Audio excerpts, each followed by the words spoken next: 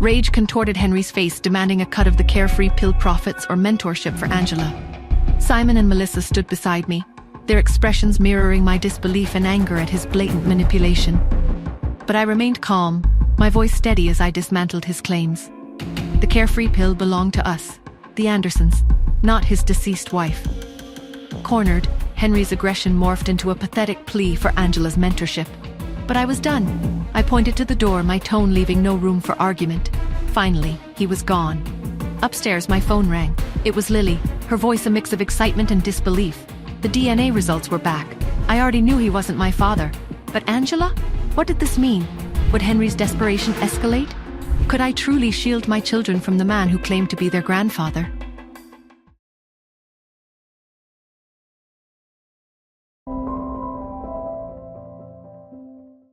Henry and Wendy remained stubbornly rooted outside the Andersons' front door, their anger simmering like a volatile brew.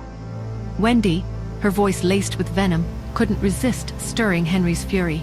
Honestly, Nora is so utterly ungrateful. How can she just discard us the moment she comes into a bit of money?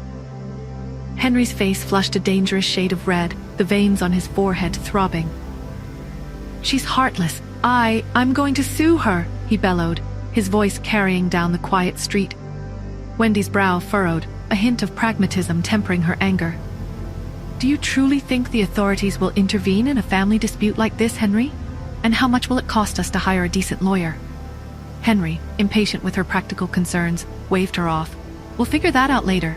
The important thing is to teach Nora a lesson. He grabbed Wendy's hand, his grip tight, and said, "Come on, let's go. We'll come back later, when she's had time to think about this." The night passed with an unsettling calm. Melissa, however, remained troubled. Your father. He seems like a dangerous man, Nora. Will they cause any further trouble? I offered a small, reassuring smile, trying to dispel her worries. There's always a solution to a problem, Aunt Melissa. Don't worry, I can handle them.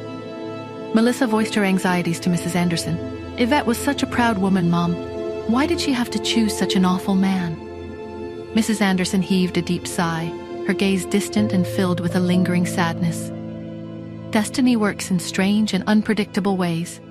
Simon, his face etched with a similar weariness, joined their somber contemplation. Melissa's voice was heavy with a mixture of pity and admiration. She lost her mother at such a young age, and then she was saddled with such a terrible father. Nora's the one I truly feel sorry for in all of this. What an embarrassing spectacle with her father today. She must be feeling utterly humiliated. Simon nodded in agreement. Yeah. How did she seem when you talked to her just now? Melissa hesitated, her gaze thoughtful. She's a sensible girl. A little too sensible, perhaps. And she doesn't want to burden us with her problems. She'll only share good news. Even when you ask her how she's feeling, all she ever says is that everything is fine. She's probably in tears right now, but she'd never let us see it. Mrs. Anderson and Simon exchanged another sigh, their hearts heavy with a shared sorrow for the burden I carried.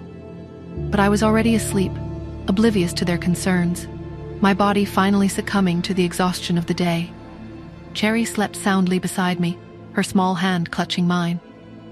The next day, Saturday, I was awakened by a jarring commotion from downstairs. A frown creased my forehead as I pushed myself out of bed, my sleepiness instantly replaced by a sense of unease. As soon as I stepped out of my room, I heard the harsh, insistent tones of Simon's angry voice rising from the living room.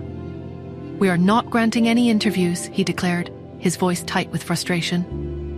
Melissa's voice, usually calm and composed, was laced with a barely suppressed fury. "If you don't leave this property immediately, I'm calling the security guards," she threatened, her tone leaving no room for argument. An unfamiliar voice, smooth and professional, cut through their anger.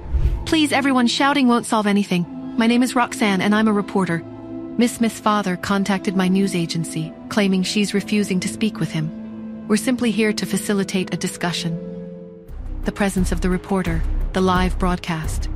They had dragged our personal drama into the public eye. My anger simmered, but a cold calculation settled over me. I wouldn't let them dictate the narrative. I wouldn't let them use my past to control my present. How far would Henry go to get what he wanted? What would the public's reaction be to his accusations? And most importantly, how could I protect my children from the fallout of this escalating family war?